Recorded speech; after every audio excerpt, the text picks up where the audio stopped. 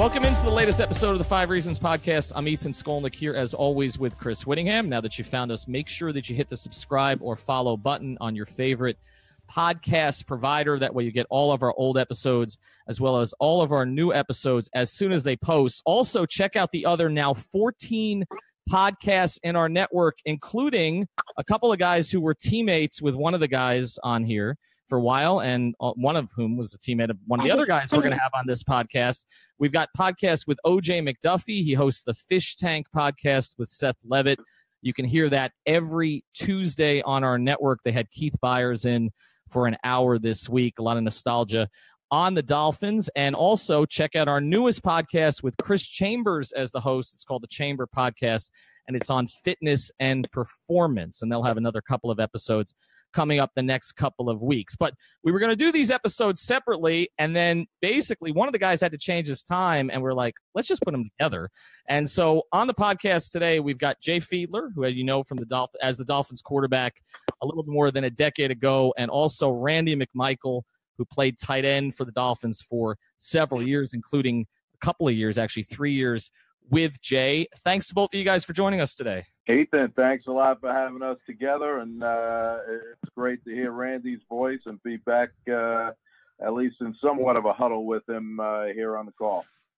Man, Jay, you just touched my heart. But hey, Ethan, but it's always good to talk to you. I would tell people, like, my first ever player feature was you coming in my half-empty new house, and we were sitting there drinking Heineken, and you asked for a beer and didn't drink it all.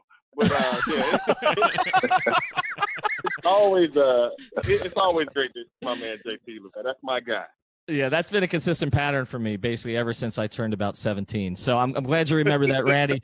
And we also have decided at some point we'll mute Randy because I'm a little concerned Jay's never going to get to talk during this podcast. So I'll just throw him the ball a couple times and shut him up. Well, that's right. That's all. That's all it takes. I remember that too. I remember actually going to a Dave and Buster's of all places with Randy and with Chambers, where they spent the entire time talking about how Norv needed to get him the ball more often, and then Norv ended up having a talking to with me when I got to the facility the next day. Like, why are you indulging those two guys? And I'm like, I think you need to get him the ball more often, and that was basically how that went. So we're going to start here with a little bit of nostalgia, and then kind of move on to some current stuff. And one of the things I wanted to start with here is this is before Randy came in, but Jay, there's a few events. I threw this out on Twitter for people, sort of their favorite memories of you when you were playing, and there were a few of them obviously that came up, and one of them obviously that came up. I'm going to skip over the whole Monday Night Miracle thing up in 2010. Thank you. Appreciate that. Although you guys did put up 37 in that game, so we'll skip over that one. But we just had a great Monday night game. We don't want to revisit that? I don't think he wants to revisit that. I don't think he wants to revisit that. Let's go. So I live in New York now. I revisit it all the time.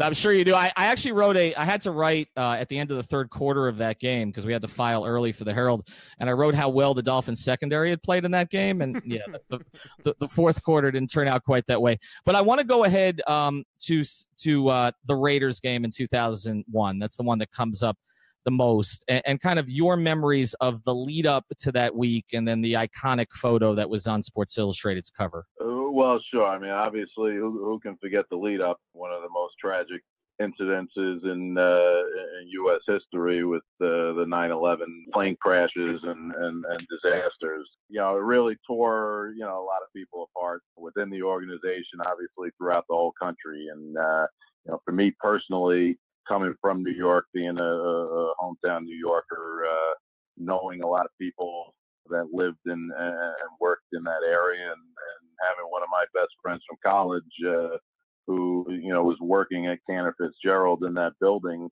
that day. Fortunately, he was able to leave alive because he was working overnight. But there was a lot of uncertainty throughout the day of what was going on, who was there. I couldn't get a hold of them. And then, having to come in the next day to the facility and, try to go to work. And, there was uncertainty at that time whether we were going to play the game that week or what was going to happen throughout the league. But certainly was tough to focus right right away. And I think the NFL and commissioner did the right thing in postponing and putting the games off that week, postponing it till the end of the season. So it gave us a week to collect ourselves and then regroup and get back into playing football. And certainly, our focus was, number one, obviously, to get back on track for us personally as a team, and number two, to help refocus the country and get some normalcy back into a daily and weekly routine for everyone else. And leading up to that game, that was a major focal point for us. And then the national anthem that day was a little bit more emotional than most days, and the flyover and everything. And then then the game came about, and it was one of the most memorable games that I've been a part of. And we could talk about everything that happened in the final play, diving into the end zone and winning the game with a few seconds left on the clock. It was just a tremendous day altogether, bringing the Dolphin fans together on that victory. I've always found interesting the idea of off-field things translating onto the on-field, which obviously distractions come up all the time.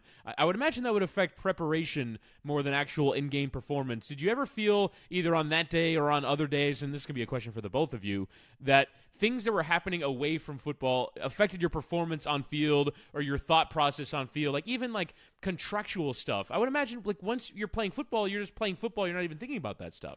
Well, I know for me, I remember the 9/11. I remember we were at Georgia. We were supposed to play Arkansas that week. And I remember I was actually in my dorm room when it happened. And I just remember my phone ringing and they turn on the TV and you see what's happening and you're like, what the hell is going on? And I remember we all got a message like, hey, everybody meet over at the Buttsville building, which is our training facility. We get over there and we don't know what's going on. We don't know, just like Jay, are they going to cancel the game or whatever? And I think that, everybody, the commissioner, the NFL, whoever runs things at the NCAA did a great job of, canceling the games that weekend. I think, and Jay will probably echo this, when you're in a competitive setting and you're a player, you learn to compartmentalize things. And it's all about those 3 hours, those 4 hours. And when you do that, I think you could be the most successful. But, you've seen stories where guys have taken heavy hearts onto the field. There's a kid that was here this week in Atlanta, Michael Gallup, who's, he found out after they beat the Falcons that his brother committed suicide. And they play, Thursday. So, he's going to have to compartmentalize that. He's going to have a heavy heart.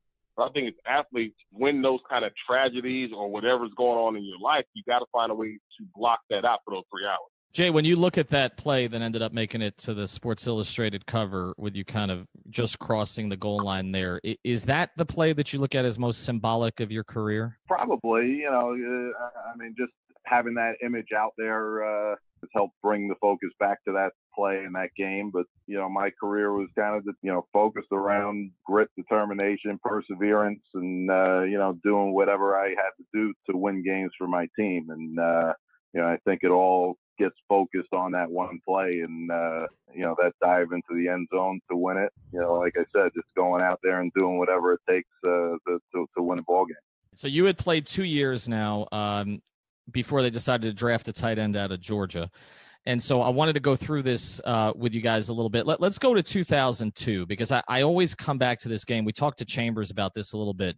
But when you look at that era, I felt like you guys were best positioned that year to kind of move forward with that group and really do something significant.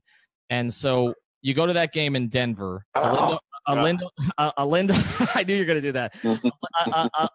Alindo hits the kick, 24-22. You guys win, frigid temperatures, on the road, night game against a good team. People are saying you're the best team in the AFC. And all that happens in that game is I remember Jay being taken for x-rays in the tunnel. I remember Arande getting hurt. And I remember Chris Chambers getting lit up by Kanoy Kennedy. Can you guys, either of you, Randy, you can start if you'd like, take me back to that and kind of what if that game doesn't happen, play out the way it does with the injuries, how different is it for your group? Man, you know that like when I was outside me and my boy were shooting ball, and I thought about it when you texted me saying that Jay was going to be on, And the first thing that came to mind was, damn, Jay, why'd you got to hit that man's helmet with your damn finger in Denver? And I mean, it was just a crazy trip for me. And I'll just give my experience was, that was like our first like cross country road trip, because we went to Indy early. We went up there and beat Indy. And that was my first one. That was my first night game also. And I just remember getting on the plane, and the starters got to sit in first class. Now I'm a rookie, so I'm walking by and I see my name by Chris in the first class seat. So I'm like, do I really need to sit here? I mean, I don't know. I don't know how the other vets will look or whatever. And I remember Sean Wood like, man, sit your ass down. That's your seat. And so I just remember that. And I also remember that, we were just, it was a battle, it was a grind. There's certain memories. I remember when Al Wilson came up and tattooed Ricky. And I remember I dropped my first pass that game of that season, back-to-back throws from Jay. And I was like, oh, my God, what's happening? And I just remember the fourth down play, and it was a seam route, and Jay threw it to me. And I had to, contort my body to catch it, but the confidence that he had in me to throw that ball after this rookie just dropped the last two passes he threw to me, he dropped them.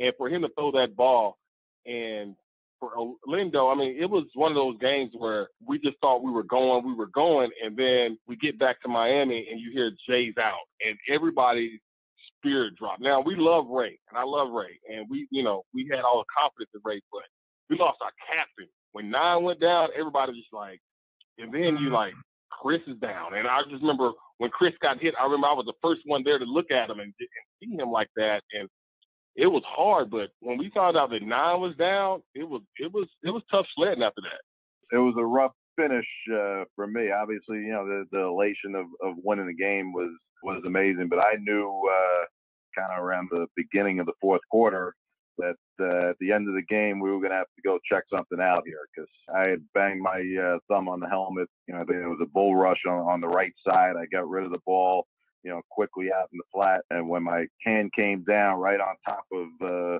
defender's helmet, I knew that something was wrong, and I could feel that my thumb was not moving the right way. So I finished that series, went over the sideline, saw KO on the sideline, a trainer, and I said, there's something wrong here, but do what you got to do to just tape it up. I'm going to just continue to see if I could get feeling on the ball and get a grip on the ball and finish this game out. Really, I didn't tell anyone what was going on. KO and myself were really the only people on the sideline that knew, that my thumb felt that way. So I wasn't going to go out and tell the other guys that, hey, I got a broken thumb and let's go out and win the game here. But, I was able to do it and grit it out and gut it out. Made a couple throws on that last drive. I know that Dedrick Ward, that ball barely came out of my hand and barely got over the defender to reach him and set up the field goal for the game winner. And, it was a tremendous victory, and we were rolling that year. I mean, we came off, I think we beat the Patriots the week before and, go out to Denver. And, it was a great win for us, but a Pyrrhic victory in a sense. Jay, we had a damn squad, Jay. All right, we were gonna do some shit. All right. I mean, that's why I don't like talking about it, because we were so good. I remember going to Indy, and we beat Indy up there in Indy. I remember we beat New England. I mean, we were so good that year. And Jay's right, man. It just seemed like it was one thing after another that year with us.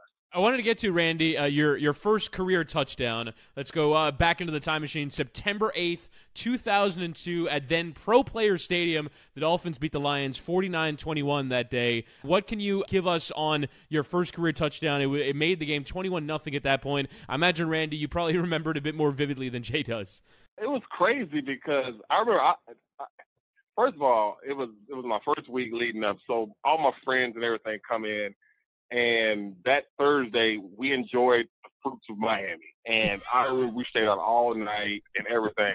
And I remember coming to practice just reeking in bloodshot eyes. I remember Jay, we used to have that 25-play script that Nora would have us have on Friday. Yep. And I remember Jay was throwing the ball. I got hit in the back of the head. I dropped every ball that was thrown to me that day. And I just remember Nora cursing me out, like, I shouldn't play you. Look at you, rookie. and I just felt so bad. I remember going to the game, and I remember I caught my first pass. I think it was the first play of the second quarter. Jay hit me in the flat route, and then I was so comfortable. I'm sorry, in the first quarter, I was so comfortable after that. And we ran a bunch set, and Jay faked the toss, and I ran the over route while Rob Conrad ran the under route. The linebacker jumped the under route, and I was right there, and Jay just made a perfect throw. And I remember going in the end zone, and it was like that dream when you're a little kid. You always think about the celebration and all that stuff when you score a touchdown. And I couldn't think of anything. So all I thought about was just going to find my mother in the opposite corner and just tossing her the football. But, I mean, I remember that so vividly because when Jay called it, I'm like, damn, I might score right here. And he made it. I mean, and when you have Ricky Williams in the backfield, the flow's going to go with him anyways. And they overran it. And I just remember getting behind the defense, underneath coverage, jumped Rob Conrad, and I was right there, and he hit me in the hand. Amazing how you guys can remember every single detail. For me, the detail of all of this for me has been startling. It's unreal. Always remember the touchdowns. I got one more memory for you guys before I want to get to some topics, and we have to do this. We're contractually obligated because Chambers is now a member of the network. So I want to go to 2003, and as we speak here, we're a couple days before Thanksgiving. To me, that was sort of the best moment of the 2003 season was in Dallas in Thanksgiving, where Chris just went absolutely nuts. What was that week like, and kind of your connection that you had with Chambers that week, Jay? Yeah, I mean that was an incredible week for me. It was my comeback coming off of injury for that week. The Washington game that Sunday night. And remember, we played Thursday in Dallas away on Thursday, but the NFL also scheduled us at home on a night game that Sunday. So they gave us an extra short week. We were wearing our orange uniforms against Washington, I remember. And, but for me, I wasn't, I didn't know if I was really fully healthy going into that Washington game. And Brian Greasy started the game, and, my knee was still not 100%. I know I kind of went into it and talking with Coach Wannstedt and Norv, they said, listen, we're going to have you active, and, if we play you, it's probably just going to be handing off, and, only if we really need you. And then we got down a couple touchdowns, and my juices were flowing, and Coach Wannstedt said, hey, Jay, we need you to go in there and do something. And, I know we scored 2 touchdowns in the fourth quarter to come out and win that game, and that gave us a lot of momentum kind of going into the Dallas game. And on a short week, it's nice to have a victory like that, to have some positive energy in the practice facility and in the building leading up to that game, because you really don't have a whole lot to prepare on. So having confidence off a victory is a big building block going into a game like that, without a whole lot of preparation. So, we knew that Dallas at the time, I think, had the number one defense in the NFL. But when we were watching film that week, and I saw it throughout the week, I thought there were some matchups that we could capitalize on. And we really, were rolling on all cylinders in that game. And, between Ricky running the ball and Chris making some big plays in the passing game, we hit our stride in that game, and it was a great victory. We'll get back to our episode with McMichael and Fiedler here in a second, but first want to tell you about one of the great new sponsors of the 5 Reasons Sports Network, and that is Brunt Insurance, where you can find all of your protection under one roof. They offer home, auto, commercial, and life insurance, and they're licensed to write insurance for the entire state of Florida. That's Pensacola all the way down to the Keys. They've got multiple carriers for all of the product lines, so they'll ensure you're paying the lowest price in your particular area. They're also a proud sponsor of the Homes for Heroes program, which offers special discounts for first responders, teachers, military, and healthcare professionals. So all you got to do is call Greg. That's at 954-589-2204, 954-589-2204 to reach Brunt Insurance, or go to bruntinsurance.com. Another great sponsor of the 5 Reasons Sports Network, and that is betdsi.com. You can follow them on Twitter at betdsi, or go to the website and make sure when you sign up, You enter the code REASON101. That's REASON101, and you get your initial deposit matched up to $2,500. What's on the site now? Yeah, Ethan, in terms of the games this weekend, obviously football in full swing. You can bet basketball, you can bet all the sports, but looking at the two Miami football teams last weekend to bet Miami Hurricanes in the regular season, they're home with Pitt, who just clinched the ACC Coastal Division, and yet they're 6.5-point favorites at home at Hard Rock Stadium to beat Pitt, despite their very different ACC campaigns. And then for the Dolphins, I had heard that the line got all the way up to 10. I haven't seen it on BetDSI until as we're taping this on a Tuesday evening, in which we've heard that Adam Gase plans to start. Obviously, any trainer advice to the contrary will stop this, but plans to go with Ryan Tannehill as his starter this week. That has the Indianapolis Colts as 8.5-point favorites over the Miami Dolphins, and considering their run, it's not entirely unjustified. But Dolphins off a bye, a 2-score underdog away from home against the Indianapolis Colts. If you want to bet all this, check out BetDSI.com. Again, use the promo code REASON101. I want to go through a few players with you guys. I'm going to start with Randy here. Try to do them as rapid fire as you can, but give me your best Ricky memory. Oh, man, my best Ricky memory. Oh, man. I got so many of them, but my favorite one, we were playing the Jets, and that was my first Jets game. It was in Miami, and they had beaten us so many years in a row, whatever the consecutive streak was. And I just remember Ricky, we ran like a bunch play, and we ran like a lead draw. And I remember the safety came up on Ricky, and Ricky hit him so damn hard. And I just remember standing over the dude and asked him, I said, "Are you okay?" Because the way his eyes were rolling the back of his head after Ricky brought that bump to him, I mean, I've never seen that before. I mean, he was such an amazing – I think people forget he was an amazing teammate. Ricky was such a good dude. And between that and then the Buffalo game, I know we lost that game, but the way we were able to run that football, it was cold, it was snowing, and for him to get busy the way he did was like that. But, I mean, he all-around great teammate. Ricky came to practice to work one day with knick-knack shoes. I said, "Ricky, why do you want to wear knick-knack shoes today?" Because I can. And I left it at that. I actually heard a story about that Buffalo game. I want to see if you guys can confirm it. I think actually Conrad told me this story. I think the statute of limitations are long enough now that I can tell it. That the Buffalo game where he went nuts, he didn't want to play. I think it was Rob told me that he did not want to go out basically in those conditions in the snow, and then he ended up rushing for like 230 yards. Can either of you guys confirm that one? Because I heard that one from Rob a long time ago. I can't confirm it. All I know, it was cold as hell, and I remember that's when Buffalo had that old AstroTurf, and I had to borrow. I think it was so I had to borrow somebody's shoes. I didn't have the right cleat for that AstroTurf, and I know it was cold, but all I know is that everybody knows with Norris, his bread and butter is power, and we ran the hell out of power, and every time we ran power, it seemed like Ricky scored. Jay, do you have one of Ricky? I mean, you were closest to him in the backfield there. I don't recall, Ricky ever saying that he didn't want to play, until he called it quits and didn't want to play. But right.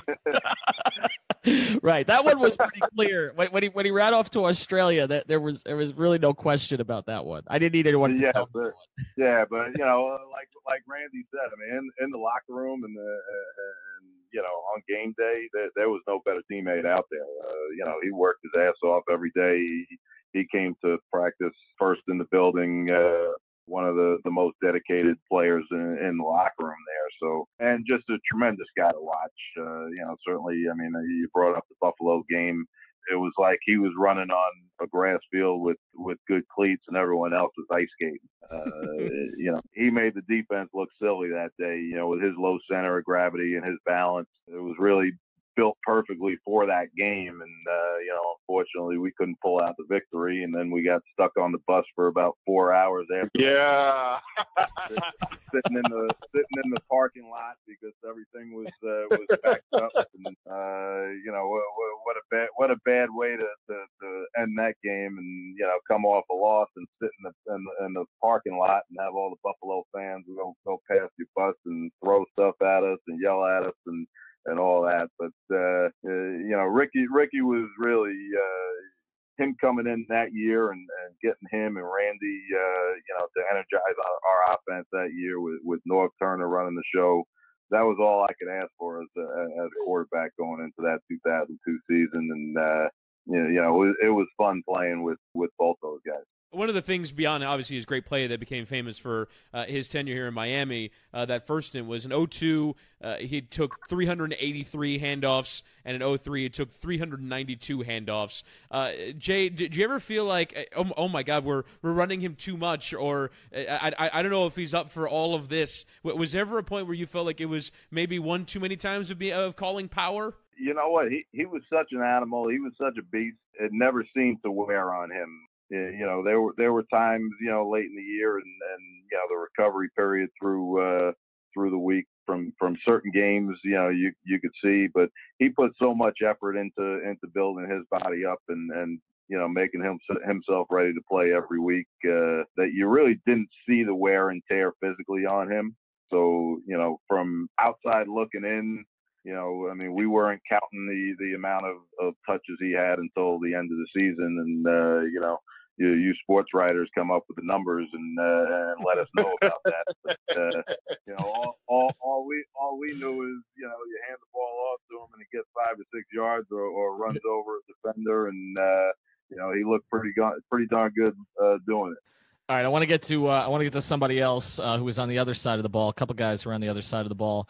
One of which was probably eyeing Jay in practice, and the other one I'm sure got matched up with him, blocking him a handful of times. A Jason Taylor memory. We start with Randy on this one. Well, I was always, when I first got there, at awe of certain people. First one was Derek Gardner, because I remember as rookies we came in, and I remember getting off the bus and we're going to meet our coaches, and he's in the weight room and he's walking out, and we're like, who the hell is that guy? And they're like, that's Derek Gardner, and I was like, oh yeah, he plays deep tackle. I got to worry about him. They're like, no, they just moved him defensive end. So I'm like, damn, I got to block this guy. And other than that, it was JT. And the reason why it was JT, because the one thing I whenever I talk to young players now, I say the professionalism that you hold yourself to as far as a professional athlete, people look at that. And I just always remember seeing Jason in his nice little, his custom-made suits, and he was always sharp, looking like a businessman. But when he got on the field, man, he was one of the toughest SOBs on the field. He wasn't the biggest guy, but you weren't going to out-tough Jake. You weren't going to beat him because you were tougher than him. The way he played the game is how the game is supposed to be played. It's supposed to be played hard. It's supposed to be played physical. And that's the one thing I learned from him. And then having to go against him in practice, as a young player, because, in training camp, I'm going against that number one defense, that first defense as a young player going against in Miami. And I learned so much from him. And then it goes more to than that.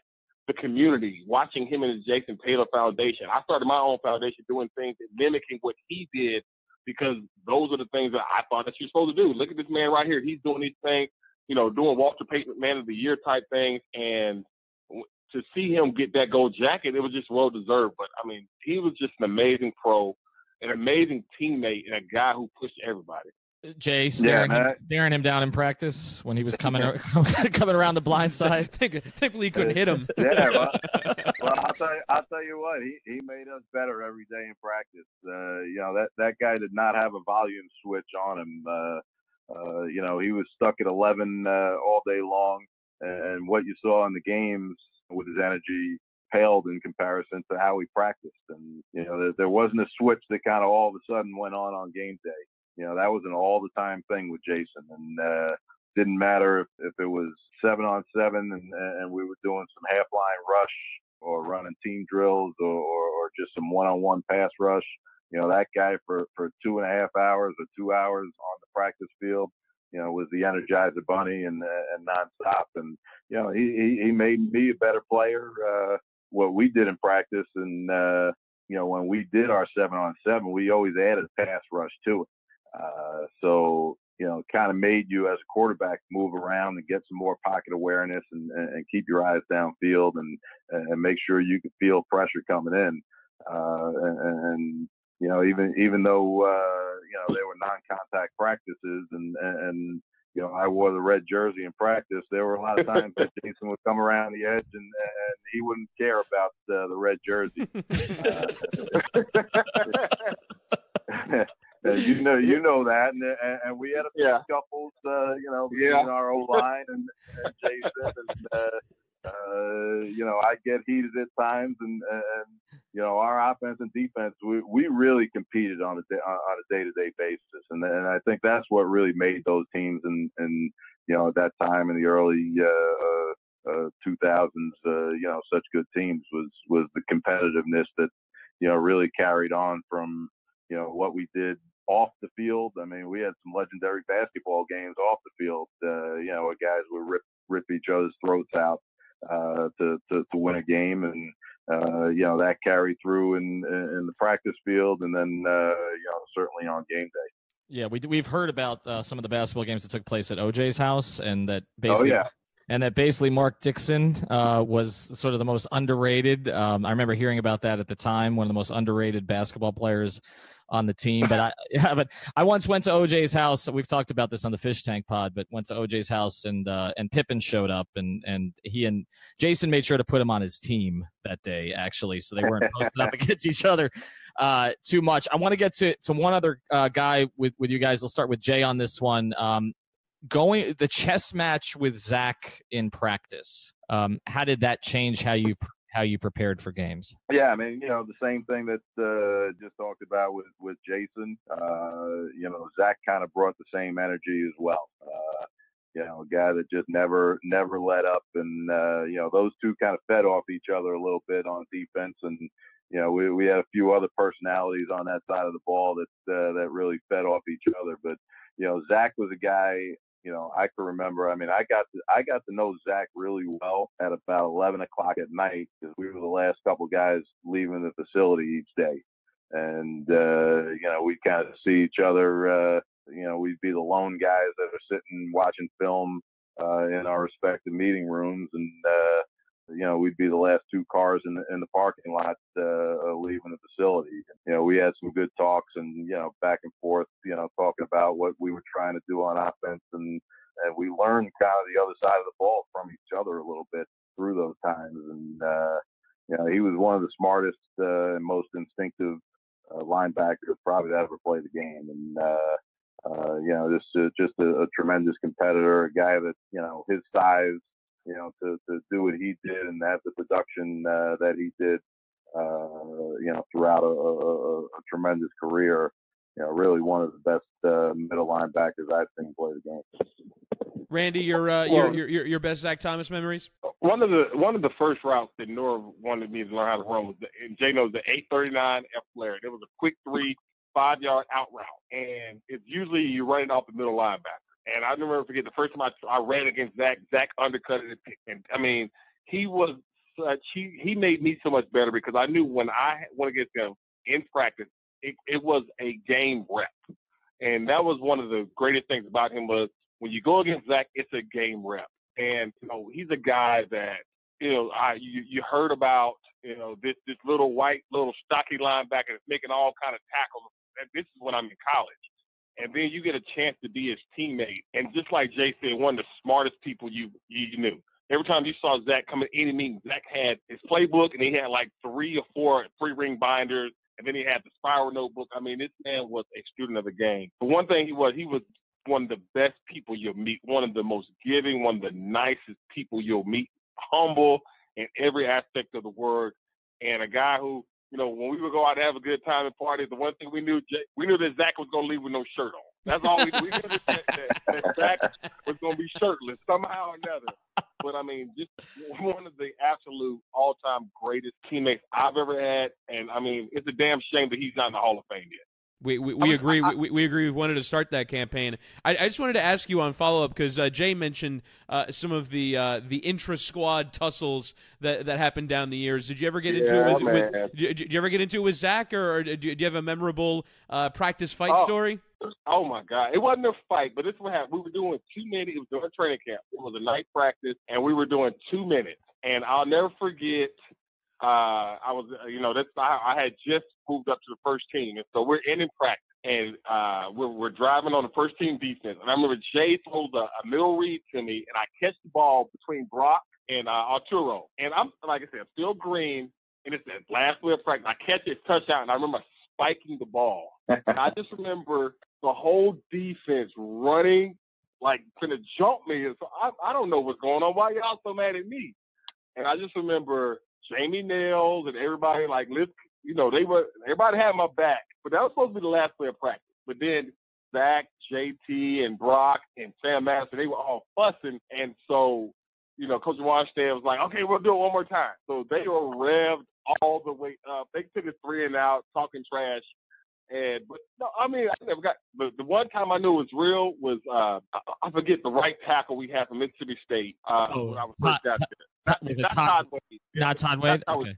The other tackle, I forget his name. Mississippi State. I'll never forget my first time inside run. He got into it with Larry Chester, and Larry Chester did a Rick Steiner belly-to-belly suplex with a 350-pound man in full pads. And I just said, oh, my damn, what have I gotten myself into? But we didn't have a lot of fights, though, but because we were competitive, but we were so close at the same time. So you didn't have a lot of fights, but I remember that 2 minutes because I remember spiking that ball, and that's the entire starting defense running to charge me at the end zone. And I'm like, what the hell did I do? And I didn't realize that was like some unwritten rules you can do. I think it was because I was a rookie, but I mean, and then of course Dave, he gives in to the defense like he always does, and we do it again. They get us a quick 3 and out, and then they're talking trash.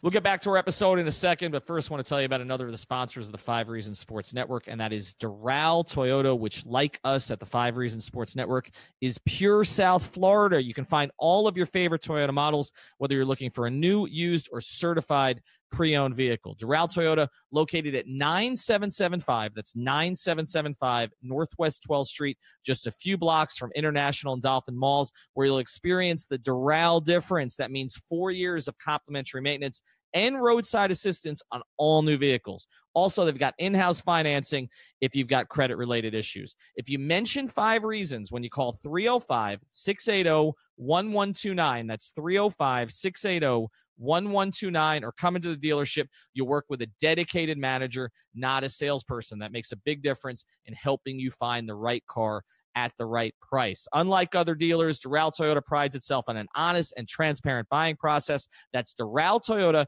DoralToyota.com, or stop in at 9775 Northwest 12th Street. Vamos, let's go. Randy, you almost went here, but I want to give you a chance to go all the way. So Marty Booker was on the Fish Tank Pod last week, and he did. I'm not going to ask you for a Wannstedt story. What I want is a Wannstedt impression, because that's what Marty that's what Marty did on the pod, and it was fantastic. So I'm gonna give Jay some time to warm up to this one. Randy, you go first. I mean, I'm not good at impressions. I just remember that voice, and he would always be like using his hands to talk, and you sit there like, what the hell are you talking about? But it would always be this, and everybody knows this. He would always talk about the defense, and then it would be defense, and then you would feel like, okay, offense. He would always like, we got 14. No, I remember that he said this in a meeting. He said, we just had the best safety plan I've ever seen in my life. What the hell does that mean? And he was talking about Brock, and we had Sammy Knight, and he was like, that's the best safety plan I've ever seen in one game in my life. I'm like, you do know we just got our ass whipped. And he was just trying to, to round it out like a team win or something. But, I mean, he was great. I'll tell you, the funniest, and I tell the story on my show a lot about me and Jay. Because like I said, I love that man. I still remember the day I threw up on Jay on the field going in motion. And Jay, it's on film, Jay wipes his hand. And Jay looks at me like, what the hell just happened? I threw up on Jay. I was so sick because I took, all this crunk juice before the game. And I'll never forget, I threw up on Jay's hand going in motion. What? And it was incomplete pass. Huh? I'll never forget it. You threw him up we on were him? playing New England. We were playing New England. And I had that little, it was a powder that they gave us. It was crunk juice or something. And then remember the Trainer Plus, Jay? I took 2 Trainer Plus. And so, no, it's called Spark. Yeah, Spark. And I took Spark, and I took 2 Trainer Plus. So I'm talking about just amped up.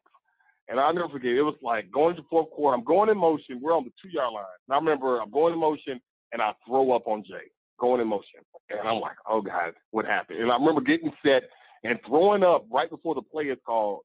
And Roman Pfeiffer looks at me like, what the hell's wrong with you? Go back to the huddle, throwing up. Tim Ruddy's like, go ahead and get it out. and the next play, Jay throws me a damn touchdown. But the funniest thing in the world is Jay did not say anything. To this day, I don't think Jay even noticed that I threw up on him during motion. Because he just wiped the hand off and kept going. Another good phase, Jay Fiedler. Oh, believe me, I knew that you did it, Randy.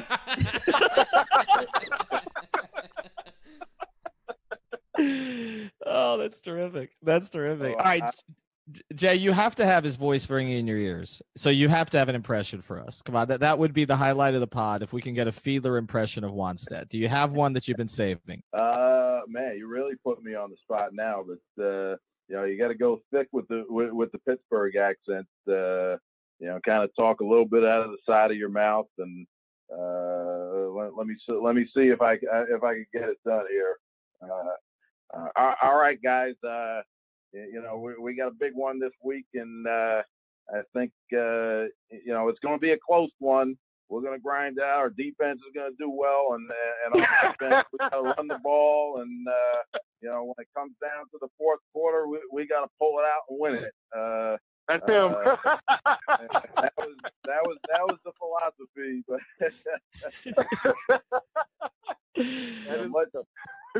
just don't lose it all. That's him right there. Yep, exactly. That was the message that came from him. Pretty much week in and week out. I wish there was a different message sometimes, and I kind of had some talks with him about it. At times, but I really. Just like Randy, I got nothing really bad to say about Dave. I loved him. He was a great coach, for us, and certainly just a great guy to be around. As nice a guy and as caring a guy as you could find as your head coach. Yeah, I just remember this was my favorite. Know what I mean? Know what I mean? Know what I mean? That's what he would always say to the press. And that would be his answer to everything to the media. We'd be like, Dave, we really don't. But that's okay. He would just constantly say, know what I mean? I want to get to some rapid fire with you guys because I know we're a little short on time here. So a couple of different things I want to get to here. Jay, I'm going to go through this list and of guys who have been quarterbacks since you were there. And if it surprises you that there's been this many. Obviously, you played Ray Lucas. Brian Greasy was there when you were there. A.J. Feely, Sage Rosenfels has been on our pod a couple times. Gus Farrat, Dante Culpepper, Joey Harrington, Cleo Lemon, Trent Green, John Beck, Chad Pennington briefly, Chad Henne, Tyler Thigpen, Matt Moore, Ryan Tannehill, Jay Cutler, Brock Osweiler. As you look back at that, it's been now 14 years since you played for the Dolphins. Are you surprised that they're still sort of looking for a long-term answer at the position? Yes and no. I think there are a lot of teams that are looking for a long-term solution for that position, and there are only a few teams in the league that have found it. Probably less than a third when you look at it. So. I think they thought they had something good going with Ryan, and I think he's shown some flashes of promise to be that guy. And then certainly there's been some inconsistency or injury that hasn't allowed him to kind of take that roll over. So obviously it's a position that's not easy to find, and it's also a position that you need to surround the guy with a little help too to give him success. It's a combination of number one, finding the right guy and making sure that he's all in with the organization, and then number two, surrounding him with the right talent to really highlight his strengths and pull it all together. I'll go to Randy on this. We were talking about this a little bit today. Dolphin fans right now, it's been a while. Like I said, no playoff wins since Lamar Smith and UJ in 2000. We got to go back 18 years. And I feel like Dolphin fans have kind of gotten a little bit content with mediocrity. And I look back to when you guys played and, 10 wins, 11 wins were not enough for people. Did you ever feel, Randy, and I go to Jay on this after, that you guys were maybe a little underappreciated for churning out that many wins on a consistent basis? Well, it's not really necessarily unappreciated because we didn't get what the ultimate goal is in the sport of the NFL. Of course, it's to make money and everything, but, you know, you want to win a championship. And, you know, we talked earlier in the show, I mean, you know, we lost our general, man. I mean, we were rolling. I mean, it was amazing to come into – because when I became the older player in the locker room, I would go back and I would talk to rookies about being a young player. And when I was a young player, it was seen, not heard, you know. And I had the luxury of coming into a place where there were veterans, there were guys. I remember watching that Indianapolis game when Lamar ran for 40 times and that final touchdown run, and going into the facility, and you see that pitch and you see Rondé Gaston with the hand up. I remember those days. And now, I don't want to say Dolphin fans it just seems like we're in a rut. And if you follow me on Twitter, you might hear this every other week, them damn Dolphins, because it just seems like we're just stuck in mediocrity. I'm not a Ryan Tannehill believer. That's just me. I don't think he's the guy. Now, do I think Adam Gase is a hell of a coach, considering what he's had to deal with at the quarterback position? Yeah, I think he's a hell of a football coach. But, I mean, it's just something. They got to get something. They got to get a spark, because it just seems like it's just a black cloud over it. I mean, just, you know what I'm saying? Like, I was talking cash money stuff when they were 3-0. You should see me walk around here struck about my Dolphins. And then that would have happened. And now Brock Osweiler is a damn quarterback. I mean, I don't even, my NFL ticket don't even go to the Dolphin game anymore. I watch it on Red Zone. Well, Fiedler's up there in Jets country. It hasn't been much better up there this year. No. You know, for sure. That Certainly not. I was going to say, and now I guess since you played there briefly at the very end, you know, we can claim that. Randy, I got one for you too, also that applies down here. Mark Richt. It hasn't been the season that everybody expected down here for the Hurricanes. They lose to LSU, lose the fourth straight, just won last week. But you played for him. Why should Canes fans feel comfortable that he's going to get this thing the right direction? You know, a lot of people, I love that man. And, you know, I played for my last year before I was drafted. And, we left. We left Georgia. When I left Georgia, I'm sorry, me and him were not on good terms. And, you know, it was more or less me taking stuff personal about him. And, you know, 3 years after I left school, he reached out and we talked, and, you know, me and him became really tight. And I love that man. And when he got fired up here, it was like somebody kicked me in the damn stomach the day when I heard the news. And when he got a job in Miami, you know, I talked to him, congratulated him and everything. And last year was just an amazing year.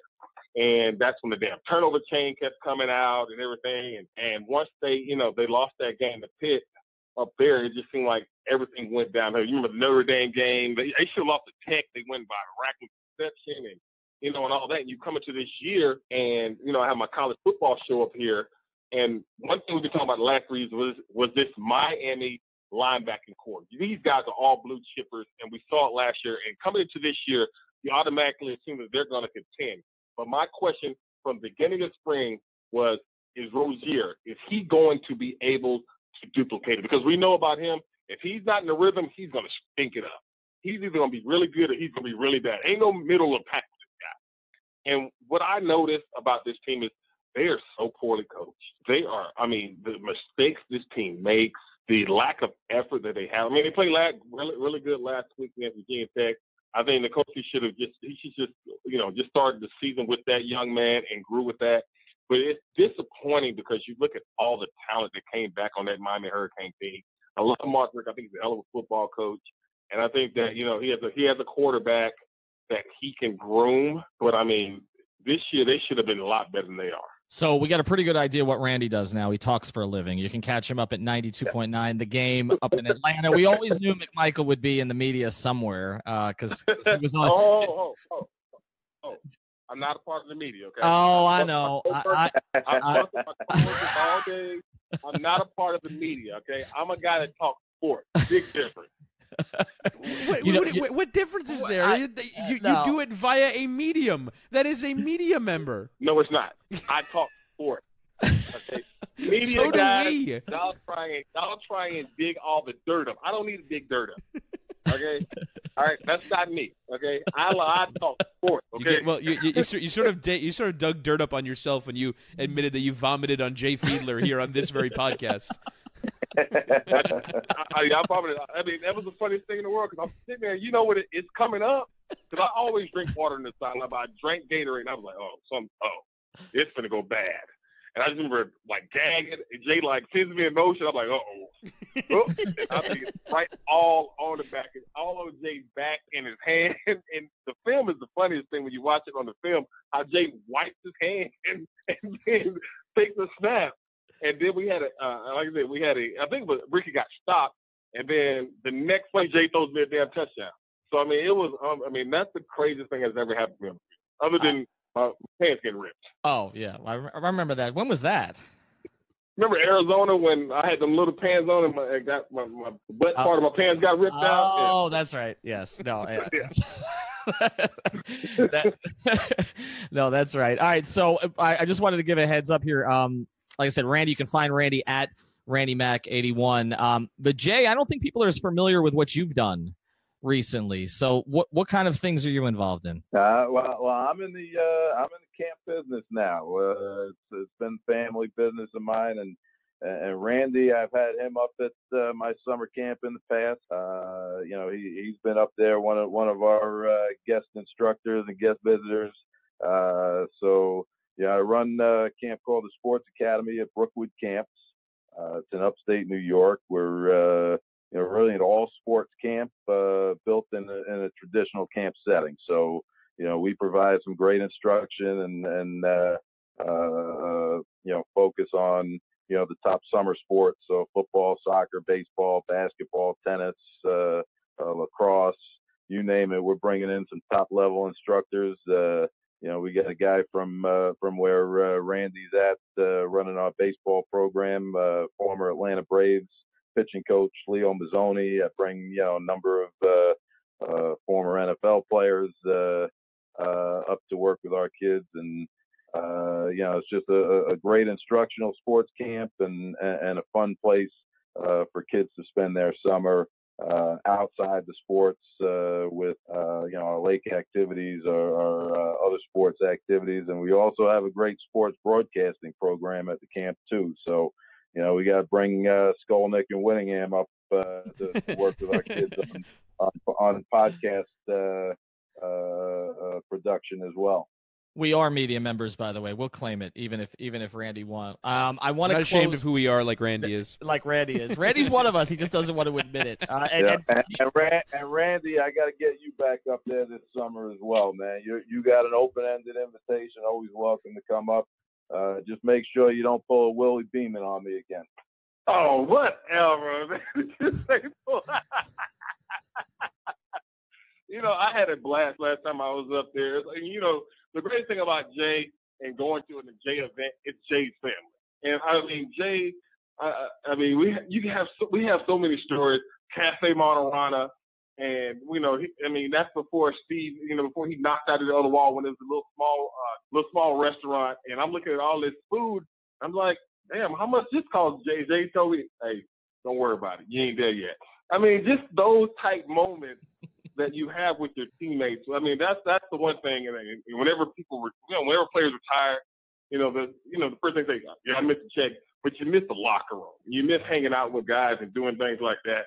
But Jay, next time you meet me, I'm always game to go because that gets me a weekend away from these little rascals around here. So bring the rascals up with you. No, they can't come. No. Piece of the campus vacation. All right, I want to close with this for Jay, and this is a very important question. I'm going to leave Randy out of this one. We've got two receivers in our network, Chris Chambers and OJ McDuffie. You've got one pass to make to the end zone from 20 yards out to win a game on the road in New England. Who are you throwing to? Oh man, you're gonna put me on the spot here. I'm running a double post. I got OJ running the inside post and Chris on the outside post, and wherever the safety goes, I'm throwing the other guy. Oh, what a cop out! Once a quarterback, always a quarterback. All right. We threw a lot of touchdowns on that route. Oh, that Tino? Yes, sir. Oh, yeah. And neither of them vomited on you. So that... Yep.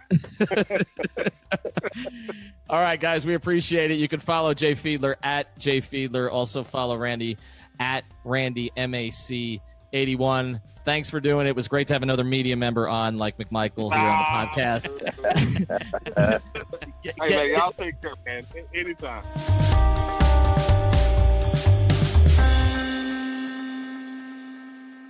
Thank you for listening to the Fire Ringer podcast. Thank you so much.